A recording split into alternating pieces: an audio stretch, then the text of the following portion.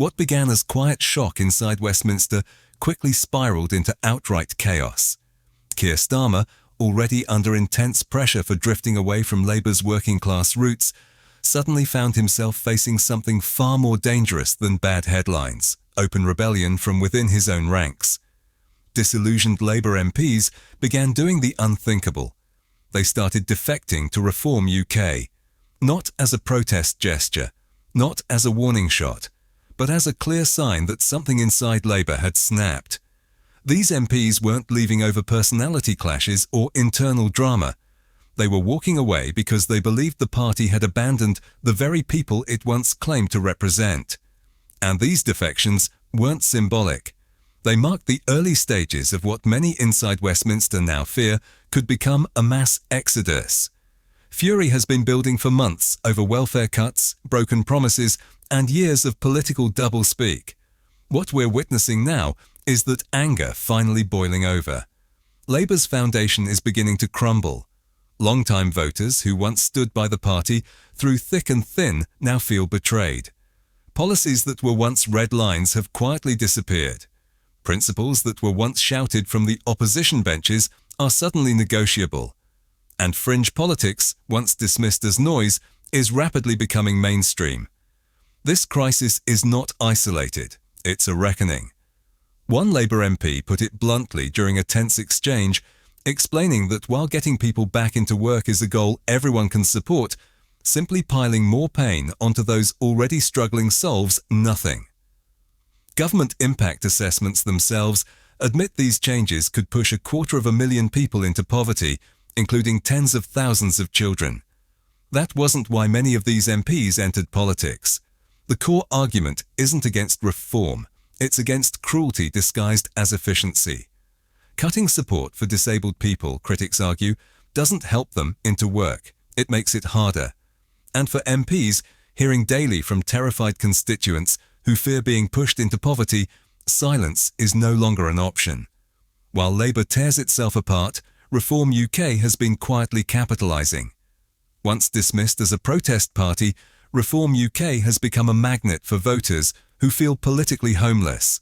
Former Labour loyalists, disillusioned Conservatives, and a growing number of people in the middle who feel completely ignored. With each by-election win and every blunt televised soundbite from Nigel Farage, their reach expands. Their message isn't polished, sometimes it's abrasive, but it feels honest. And in an era where trust in politicians is at rock bottom, that raw authenticity cuts through in ways carefully crafted manifestos no longer can. This isn't just about policy, it's about being heard. Inside Labour, the fallout has been brutal. MPs are defecting, backbenchers are openly plotting. Party veterans are questioning whether Starmer's leadership still has any direction at all. What was once a quiet grumble has become a roar. Every defection to Reform UK pours more fuel on the fire, reinforcing the image of a Labour Party in freefall. One tense radio interview captured the moment perfectly. A Labour MP publicly confirmed he would vote against the government on disability cuts, fully aware that party whips would be calling. His message to Starmer was simple: rethink this. Changing course isn't weakness, he argued, it's strength.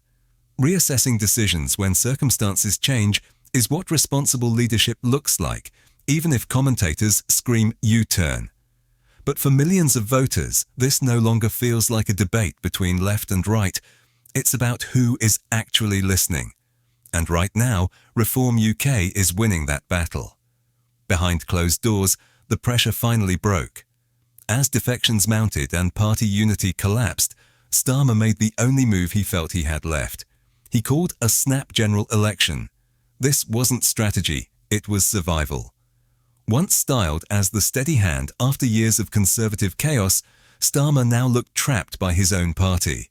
The snap election announcement didn't project confidence, it projected desperation. And voters noticed.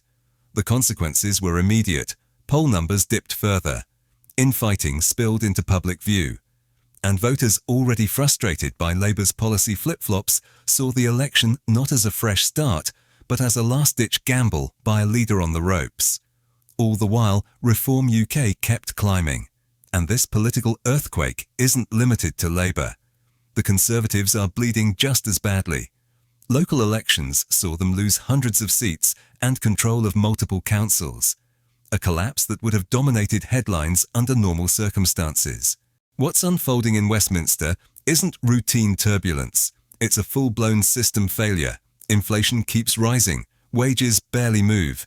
The NHS is stretched beyond breaking point. Home ownership feels out of reach. Crime is climbing, and public faith in government has evaporated. Both Labour and the Conservatives keep offering recycled promises. Reform UK, for better or worse, is offering something different. And right now, different is enough. Starmer tried to be everything to everyone. In doing so, he became nothing to anyone. His attempt to broaden Labour's appeal blurred the party's identity beyond recognition. Positions softened, promises blurred, convictions faded. For a while, it seemed to work. But that balancing act has collapsed. Today, even Labour MPs struggle to explain what their leader truly stands for. Some call him indecisive. Others say he's out of touch. The result is the same. Voters no longer recognise the party they once trusted. Defections didn't happen overnight. They followed months of tone-deaf messaging, policy reversals, and a refusal to confront uncomfortable truths. The snap election wasn't bold leadership, it was a political SOS. And it came too late. Starmer doesn't just lack momentum, he lacks a mission. And as one devastating moment on live radio made clear, Labour's unraveling isn't just happening at the ballot box, it's happening in real time, from inside its own ranks, as MPs struggle to defend policies they no longer believe in. The old political order is cracking, and Britain's political future is suddenly wide open. And this is the part no one in Westminster wants to say out loud. What we're watching right now isn't just the collapse of party discipline or a rough patch in leadership, it's the slow death of political credibility itself. Voters aren't drifting away because they suddenly became radical or unreasonable. They're leaving because year after year, promise after promise, they've been taught that words mean nothing once power is secured. Labour's problem isn't just Keir Starmer, it's the gap between what the party said it was and what it has chosen to become. A party built on solidarity now struggles to explain why its policies are pushing the most vulnerable closer to the edge. A movement founded on standing up to power now looks paralysed by fear of headlines and hostile front pages. And voters see that, they feel it. That's why traditional attacks on Reform UK aren't landing. Calling voters misguided or angry doesn't work when anger is the logical response to years of economic pressure, social decline, and political dishonesty. You can't lecture people back into loyalty once trust is gone. This moment feels different because the old safety nets are failing. The assumption that voters will always return to Labour or the Conservatives out of habit no longer holds. Habit has been replaced by frustration, loyalty by resentment, and fear of change by a sense that there's nothing left to lose. What makes this especially dangerous for Labour is time. Once voters mentally detach from a party, winning them back is brutally difficult. Snap elections, rebrands, and carefully scripted speeches can't repair a relationship that feels fundamentally broken. Authenticity can't be manufactured overnight, and credibility can't be rebuilt with slogans. If Labour continues down this path, it risks becoming a party that governs without belief and campaigns without conviction. A party that exists to manage decline rather than challenge it. And history shows that parties in that position don't slowly fade away, they fracture. Meanwhile, movements like Reform UK don't need perfect policies to succeed. They only need to keep asking a question the establishment can't convincingly answer anymore. If both sides keep failing you, why keep choosing between them? Until Labour confronts that question honestly, no reshuffle, no election gamble, and no media strategy will stop the bleeding. Because this crisis isn't about optics, it's about legitimacy.